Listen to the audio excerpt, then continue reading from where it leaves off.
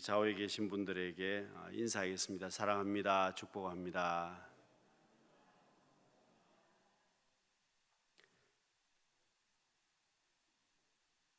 마스크를 하고 계셔서 온도가 좀 높죠. 네, 그 에어컨을 조금 켜시면 되겠습니다.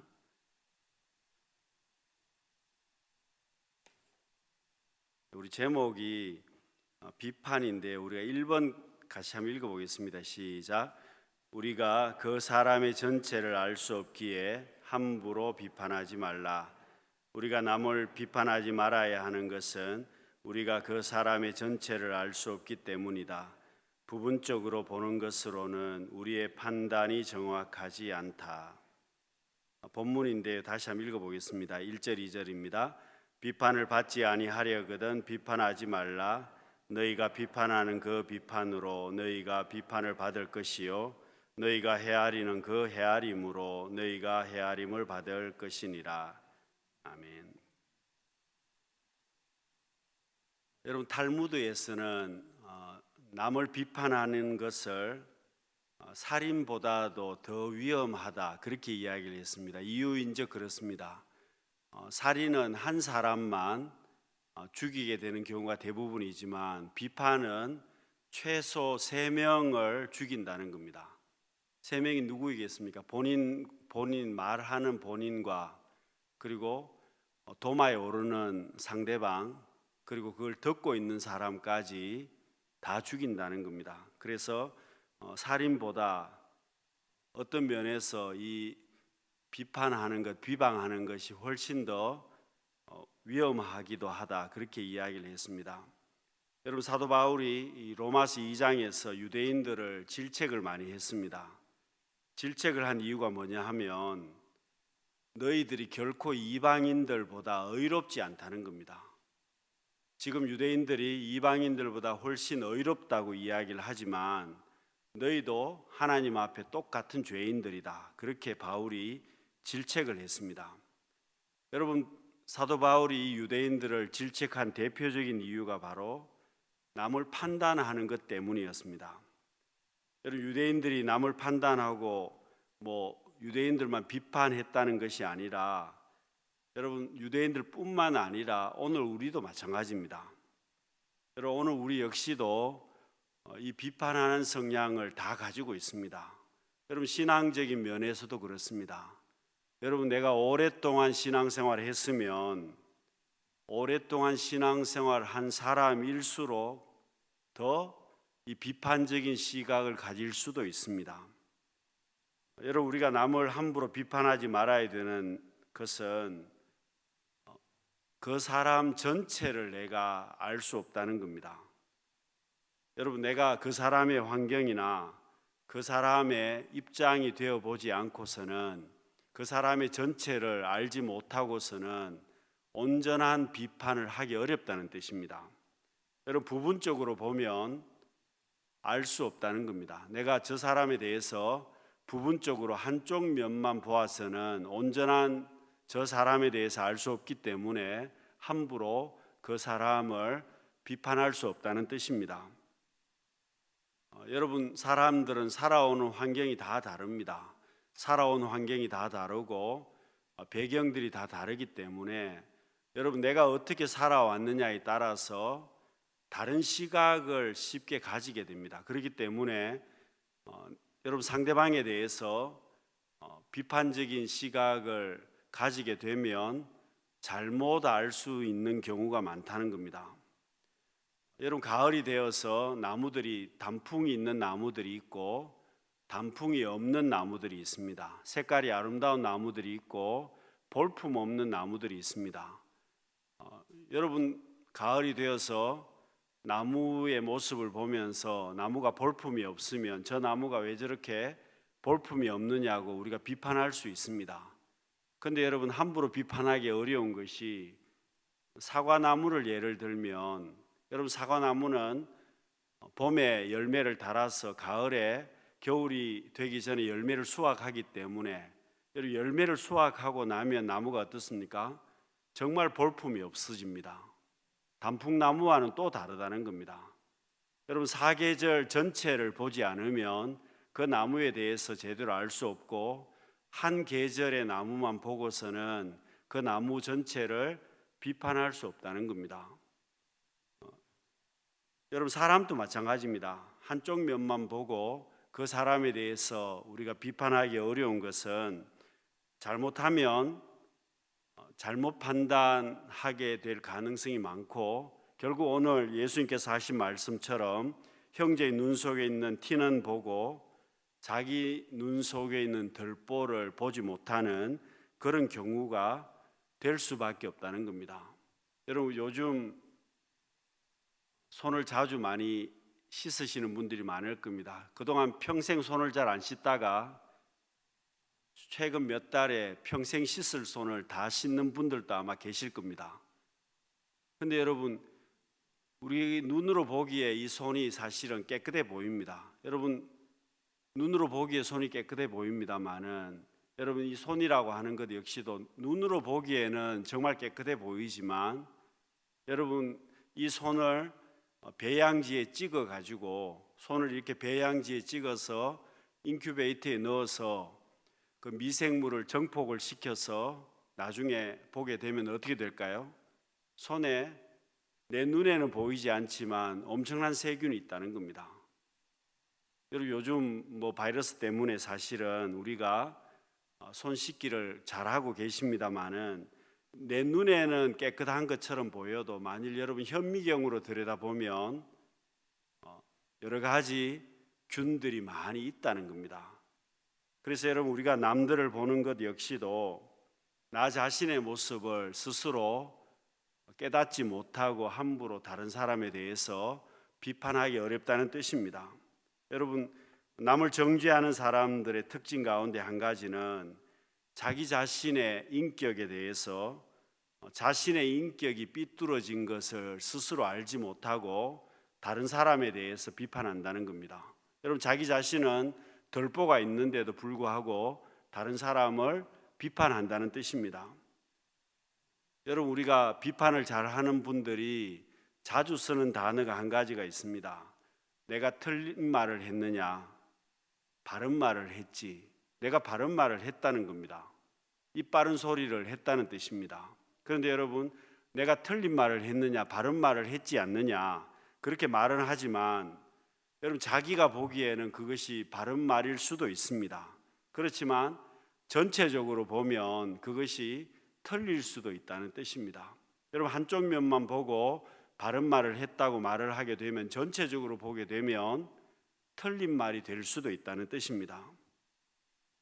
여러분, 이탈리아에 피사의 사탑이 있습니다. 좀 기울어진 탑으로 세계적으로 유명한 탑인데 여러분, 이 피사의 사탑이 조금 기울어져 있습니다. 그래서 더 이상 기울어지지 않도록, 무너지지 않도록 여러 가지 기술을 적용을 해서 그 상태로 머물러 있도록 만들어 두었는데 여러분, 이 피사의 사탑 자기 스스로가 나는 바르게 서 있다고 생각을 하면 여러분, 다른 모든 건물들은 어떻게 될까요?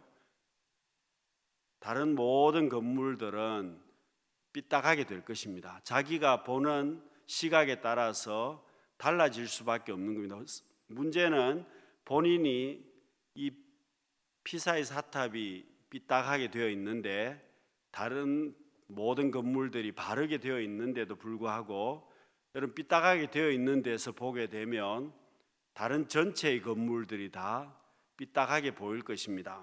그래서 여러분, 우리가 그 사람 전체를 알 수 없기 때문에 함부로 비판하면 안 된다는 뜻입니다. 두 번째 읽어보겠습니다.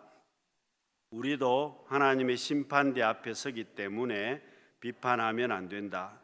우리가 사람을 판단하지 말아야 하는 이유는 우리 각자가 하나님의 심판대 앞에 서는 날이 있기 때문이다. 심판 날에 우리 모두가 하나님의 심판대 앞에서 자기가 살아온 인생들을 하나도 빠짐없이 보고하게 된다. 로마서 14장 10절 말씀 읽습니다. 내가 어찌하여 내 형제를 비판하느냐, 어찌하여 내 형제를 업신여기느냐, 우리가 다 하나님의 심판대 앞에 서리라. 12절도 읽습니다. 이러므로 우리 각 사람이 자기 일을 하나님께 직고하리라. 여러분, 내가 나중에 하나님 앞에 서야 하기 때문에 함부로 비판하면 안 된다는 뜻입니다. 여러분, 사실 하나님 앞에 우리가 설 때가 있는데, 물론 여러분, 내가 하나님 앞에 선다는 말은 그 심판은 천국과 지옥을 결정짓는 심판을 말하는 것이 아닙니다. 여러분, 믿는 자들은 천국과 지옥에 관한 그런 심판이 아니라 우리가 행한 대로 상급을 주시는 그런 심판대 앞에 서게 될 것인데, 문제는 여러분, 내가 나 자신에게는 관대하고 다른 사람에게 엄격한 비판적인 잣대를 적용했다면 여러분, 하나님께서 어떻게 하시겠습니까? 불보듯 뻔하게 우리가 알 수 있는 것은 하나님께서도 내가 적용한 그 잣대로 나를 평가하실 것이라는 겁니다. 그게 문제입니다. 여러분, 성경 말씀을 통해서 우리가 알 수 있는 것은 내가 남에게 엄격하게 잣대를 들이댔다면 하나님께서 내게도 그런 엄격한 기준으로 적용을 하실 것이고, 반대로 내가 남에게 관대한 잣대를 적용했다면 하나님께서 내게도 그러한 잣대로 적용하실 것이라는 겁니다. 여러분, 성경을 보시면 다윗이 다른 사람들에게 비교적 관대했습니다. 여러분, 성경을 읽어보시면 다윗의 삶이 다른 사람들에게 비교적 관대한 삶을 살았습니다. 여러분, 대표적으로 사울 왕을 피해서 10년 동안이나 도망을 다니면서 여러분, 사울에게도 다윗은 굉장히 관대했습니다. 여러분, 만일 다윗의 마음속에 사울을 만나기만 하면, 절호의 기회가 오기만 하면 내가 당장 사울을 죽이겠다, 그런 마음을 가지고 있었으면 여러분, 그런 기회가 왔을 때 다윗이 절대로 사울을 살려보내지 않았을 겁니다. 그런데 두 번이나 여러분, 다윗이 사울을 살려보내게 됩니다. 여러분, 이유는 단 한 가지입니다. 하나님께서 물론 기름 부어 세우셨기 때문에 내가 함부로 마음대로 할 수 없다, 그런 생각이 다윗에게 있었지만, 여러분, 다른 측면에서 보면 이 다윗이 사람들에게 관대하게 모든 부분들을 적용했다는 것을 쉽게 알 수가 있습니다. 여러분, 사울 왕에 대해서도 다윗은 불쌍한 마음을 가지고 있었습니다. 여러분, 그런 마음들이 있었고 관대한 마음들이 있었기 때문에 사울을 쉽게 죽이지 않습니다. 여러분, 다윗이 이렇게 했기 때문에 어떻게 보면 다윗 자신에게도 하나님께서 굉장히 관대했습니다. 여러분, 우리아를 죽이고 우리아의 아내를 빼앗고 그런 과정 속에서도 하나님께서 다윗에게 굉장히 관대하다는 것을 여러분 보시지 않습니까? 여러분, 나중에 인구조사를 했을 때에도 마찬가지입니다. 인구조사를 해서 다윗이 하나님 앞에 징계를 당할 때에도 하나님께서 다윗에게 징계 가운데, 세 가지 징계 가운데 한 가지를 선택하라고 말씀하십니다.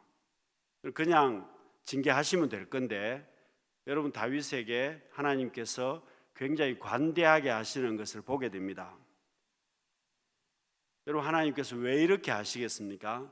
여러분, 성경을 통해서 우리가 알 수 있는 것은, 여러분, 내가 하나님 앞에 서는 기준이 내가 어떻게 다른 사람에 대해서 대했느냐, 내가 어떻게 다른 사람을 대했느냐에 따라서 나도 하나님께서 내게 그렇게 대하신다는 뜻입니다. 마지막뿐만 아니라 우리의 삶 가운데서도 하나님께서 그렇게 나를 대접하신다는 것을 우리는 쉽게 알 수가 있습니다. 여러분, 창세기 9장에 보시면 노아가 포도주에 취해서 벌거벗고 잠을 자고 있었습니다. 그런데 노아의 아들 함은 아버지의 그런 수치스러운 모습을 공개했지만 셈과 야벳은 아버지의 수치를 가리웠습니다. 여러분, 어떻게 됩니까? 나중에 그 결과로 함은 저주를 받습니다. 셈과 야벳은 창대하게 되는 복을 받게 됩니다. 여러분, 성경이 우리에게 말씀하고 있는 것은 내가 비판적인 시각을 가지고 다른 사람을 비판하면 나 역시도 하나님께서 그런 잣대로 그 기준으로 그 비판적인 시각으로 나를 적용하신다는 것이고, 반대로 여러분 우리가 좀 관대한 시선을 가지고 관대한 마음으로 적용을 한다면 하나님께서도 나에게 그런 적용점을 가지고 내게 은혜를 베풀어 주신다는 것을 우리가 쉽게 알 수가 있습니다. 여러분 세 번째 읽어보겠습니다. 시작. 남의 비판에 너무 민감하게 반응하지 말라. 우리는 비판에 너무 민감하게 반응해서 분노하지 말아야 한다. 화내지 말아야 한다. 비판을 다루는 비결은 간단하다. 깊이 받아들이지 않는 것이다. 남들의 비웃음도 웃어 넘길 줄 알아야 한다. 여러분 우리가 다른 사람들이 나를 비판할 때가 있습니다. 다른 사람들이 나를 비판할 때가 있는데 한 가지 우리가 알아야 하는 것은 너무 민감하게 반응하지 말아야 한다는 뜻입니다. 여러분 물론 올바른 그런 비판을 들을 때도 있을 것입니다. 내가 잘못을 했기 때문에 그런 비판을 들을 때도 있겠습니다마는, 그러나 모든 다른 사람들의 비판을 너무 민감하게 내가 반응하게 되면 또 문제가 생긴다는 겁니다. 여러분 왜냐하면 하나님께서 나를 만드셨을 때에 내게만 주신 그러한 모습이 있습니다. 여러분 하나님께서 내게 주신 은사가 있고 내게 주신 그런 특별한 달란트가 있는데, 여러분 다른 사람들이 비판한다고 해서 내게 주신 모든 것들을 다 바꾸어 나가기 시작하면 그것도 문제가 된다는 겁니다. 그래서 여러분 우리가 하나님께서 나를 만드셨기 때문에 물론 우리가 판단은 해야 되겠습니다마는 부당한 비판의 소리는 듣지만 흘려버릴 수 있어야 한다는 뜻입니다. 내가 좀 더 발전하려면 비판을 다룰 줄도 알아야 된다는 뜻입니다. 여러분 상대방이 나를 비판한다고 해서 상대방에게 내가 똑같은 비판을 해버리면 똑같은 사람이 되고 말 겁니다. 그러니까 여러분 상대방이 나를 비판한다고 하더라도 그 비판을 다룰 줄 알아야 되고 어떤 부분은 또 흘려버릴 수 있는 그런 여유도 있어야 된다는 뜻입니다. 여러분 예수님께서 제자들을 파송했을 때에 이제 제자들이 병자를 치유하고 또 전도하기도 하고 가난한 자를 돌보는 과정 속에서 사람들이 비판하리라는 것을 예수님께서 아셨습니다. 여러분 전도할 때도 마찬가지였습니다. 예수님께서 뭐라고 말씀하셨느냐 하면 누구든지 너희를 환영하지 않거나 너희 말에 귀를 기울이지 않으면 그 집이든 그 마을을 떠날 때 내 발에 묻은 먼지를 떨어버리라. 여러분 무슨 이야기입니까? 예수님께서는 만약 누가 이렇게 하면 그렇게 말씀하시지 않습니다. 누구든지 너희를 환영하지 않거나 너희 말에 귀를 기울이지 않으면 내 발에 묻은 먼지까지도 떨어버리고 그 길을 떠나라는 뜻입니다. 여러분 왜 이렇게 말씀하겠습니까? 여러분 예수님께서는 사람들이 제자들을 비판할 것이라는 것을 알고 계십니다. 여러분 비판할 것이라는 것을 알고 계시기 때문에 비판하는 사람들에 대해서 과민 반응을 보이거나 염려하거나 걱정하지 말라는 겁니다. 비판하면 거기를 떠나라는 겁니다. 먼지까지 탈탈 털어버리고 그곳을 떠나라는 겁니다. 시시비비를 따지려고 하지 말고 먼지까지 털면서 거기를 떠나라는 겁니다. 여러분 상대해서 맞서서 서로 비판하라는 것이 아니라 이 비판에 대해서 어떤 시각을 가지고 살아야 되는지를 예수님께서 말씀을 하시는 겁니다. 여러분 네 번째 우리 같이 읽겠습니다. 시작. 어떻게 하면 남을 판단하지 않을 수 있나? 남을 판단하지 않으려면 하나님의 인자하심을 잊어버리지 말고 나의 교만함을 회개해야 한다. 늘 자신을 낮추고 회개하는 마음으로 살아가는 사람들은 남을 판단하지 않는다. 여러분 우리가 남을 판단하지 않으려면, 여러분, 우리가 남을 비판하지 않으려면 우리 자신에 대해서 알고 있어야 된다는 뜻입니다. 먼저 하나님의 인자하심을 내가 잊지 말아야만 합니다. 여러분, 내가 어떤 사람입니까? 내가 하나님 앞에 은혜를 받은 사람이라는 겁니다. 내가 하나님의 인자하심을 지금 누리고 있는 사람이고, 하나님께서 내게 엄청난 은혜를 주셨는데, 여러분, 내가 그런 은혜를 누리고 있고 받았기 때문에 나 역시도 그 하나님의 인자하신 그 하나님의 은혜를 내가 알고 있으면, 여러분, 내가 함부로 다른 사람에 대해서 비판하지 않는다는 뜻입니다. 여러분, 하나님께서 나를 용납을 해 주셨는데, 하나님께서 내게 은혜를 주셨는데, 여러분, 내 모습이 온전하지 못한데 하나님이 내게 은혜를 주셨는데 내가 함부로 다른 사람에 대해서 비판을 해버리면 어떻다는 겁니까? 하나님께서 내게 베풀어 주신 그러한 인자하심을 내가 헛되게 만드는 거라는 겁니다. 또 하나는 우리의 교만함을 항상 회개해야 된다는 뜻입니다. 여러분, 내가 교만함을 가지고 있으면 그것을 회개하지 않으면 나 역시도 또 다른 사람을 비판하기 쉽다는 뜻입니다.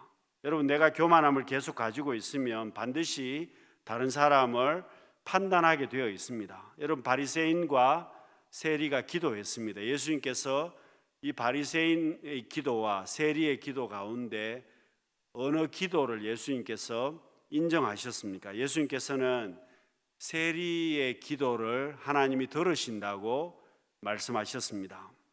여러분, 사실 바리새인이 훨씬 더 의로운 사람들이고 행위적으로 훨씬 더 하나님 앞에 온전한 사람들이었습니다마는 왜 그 바리새인의 기도를 하나님께서 용납하지 않으신다고 말씀하시겠습니까? 결국은 그 교만함 때문에 하나님께서 받지 않으신다는 겁니다. 그러나 세리는 자신의 죄에 대해서 하나님 앞에 회개하고 겸손하게 하나님 앞에 기도했기 때문에 예수님께서는 그 세리의 기도를 하나님께서 받으신다고 말씀하신 겁니다. 여러분, 오늘 우리가 하나님 앞에 회개하는 마음으로 통회하는 마음을 가지고 있으면 내게 베풀어 주시는 그 하나님의 인자하심을 내가 기억하고 있으면 함부로 다른 사람을 내가 비판할 수 없다는 겁니다. 여러분, 나도 죄인이기 때문에 다른 사람에 대해서 비판하기 어렵다는 뜻입니다. 여러분, 내게 덜보가 있는데 다른 사람에게 덜보가 있다고 비판할 수 있습니까? 여러분, 내게 티끌이 있는데 다른 사람에게 티끌이 있다고 비판할 수 있느냐는 겁니다. 여러분, 나 자신에 대해서 알고 있으면, 내가 어떤 사람인지 알고 있으면 함부로 비판할 수 없다는 겁니다. 여러분, 마지막 5번째로 우리 읽어보겠습니다. 시작. 비판하기보다는 사랑을 실천하며 살자. 베드로전서 4장 8절 읽습니다. 무엇보다도 뜨겁게 서로 사랑할지니 사랑은 허다한 죄를 덮느니라. 시편도 읽습니다. 허물의 사함을 받고 자신의 죄가 가려진 자는 복이 있도다. 마음에 간사함이 없고 여호와께 정죄를 당하지 아니하는 자는 복이 있도다. 여러분, 우리가 살아가면서 수직적인 관계도 있고 수평적인 관계도 있습니다. 여러분, 하나님과 나 사이에 수평적인 관계가 기도라고 볼 수 있습니다. 내가 하나님 앞에 기도하고 내가 하나님 앞에 응답을 받는 것이 하나님과 나 사이에 그런 수직적인 그런 관계인데, 여러분, 수평적인 관계로서 완전한 것은 바로 사랑이라고 말할 수 있습니다. 내가 이 땅에 살아가면서 수평적으로 내가 할 수 있는 것은 사랑이라는 겁니다. 여러분, 사람이 살아가면서 어떤 사람이 가장 삶의 의미를 누리고 살겠습니까? 사랑을 가지고 있는 사람이라고 말할 수 있습니다.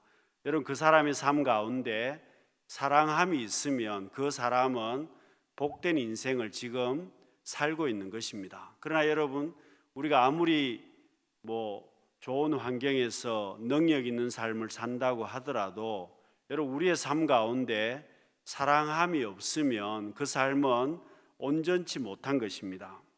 여러분, 성경은 이렇게 말합니다. 허물의 사함을 받고 자신의 죄가 가려진 자는 복이 있도다. 여러분, 우리가 하나님 앞에 허물이 있습니다. 여러분, 내가 하나님 앞에 허물이 있는데 하나님께서 우리의 허물을 가리워 주셨습니다. 여러분, 예수 그리스도의 십자가를 통해서 우리의 허물을 가리워 주셨기 때문에 우리가 복 있는 사람들이 다 되었습니다. 여러분, 내가 하나님 앞에 이런 은혜를 누리고 복 있는 사람들이 되었기 때문에 여러분, 우리 역시도 상대방의 허물을 덜 추어내어서 비판하는 시각을 가지고 살아간다면 여러분, 우리는 제대로 살지 못하는 거라는 겁니다. 어떻게 살아야 되겠습니까? 사랑으로 살아야 된다는 것을 말씀하고 있는 것입니다. 여러분, 내가 하나님 앞에 살아갈 때, 내가 사랑으로 살아갈 때, 내게 사랑함이 있을 때 마치 메아리처럼 그 사랑이 내게 다시금 돌아온다는 겁니다. 내가 사랑할 때 그 사랑이 내게 반드시 돌아온다는 겁니다.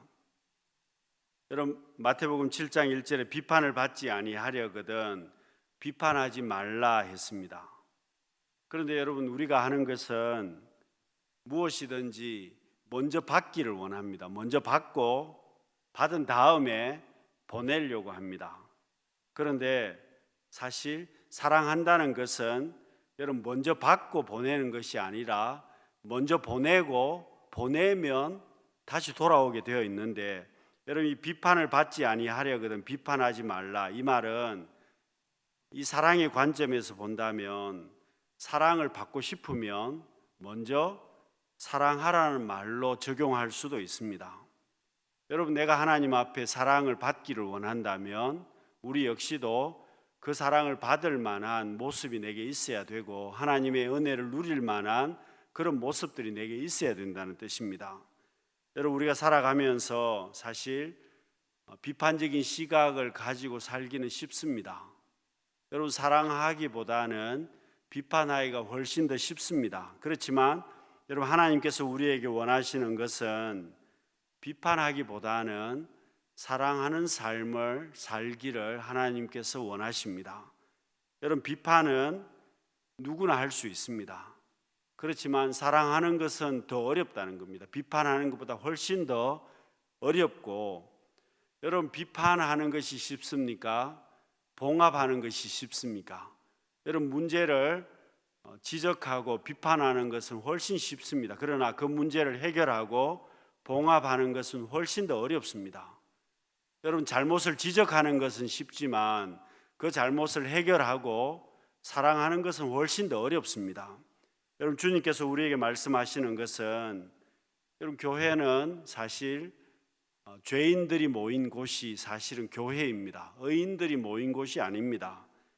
여러분, 허물이 다 있습니다. 사람이라고 하는 자체가 여러분 죄를 짓지 않을 수 없고, 여러분, 하나님께서 우리를 덜쳐내신다면 죄가 없는 사람은 사실 아무도 없기 때문에 여러분, 우리의 허물을 덜쳐내기보다는 여러분, 교회는 허물이 많은 죄인들을 서로 감싸주고 덮어주고 용서해주는 그런 공동체가 되어야 한다는 겁니다. 가정은 물론입니다. 가정은 물론이고 교회도 마찬가지입니다.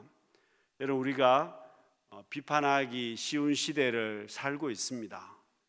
여러분, 우리가 배운 지식도 많고 아는 것도 많아서 여러분, 우리가 비판하기는 참 쉽습니다만은 사랑하기 어려운 시대를 살고 있습니다. 여러분, 어려운 시대를 우리가 살아가지만 여러분, 서로 이해하고 서로 용서하고 여러분, 비판하기보다는 허물을 가리워주는 복된 인생을 살아갈 수 있는, 그러므로 하나님 앞에 우리 역시도 그 사랑과 은혜를 누릴 수 있는 우리 모두가 되실 수 있기를 바랍니다.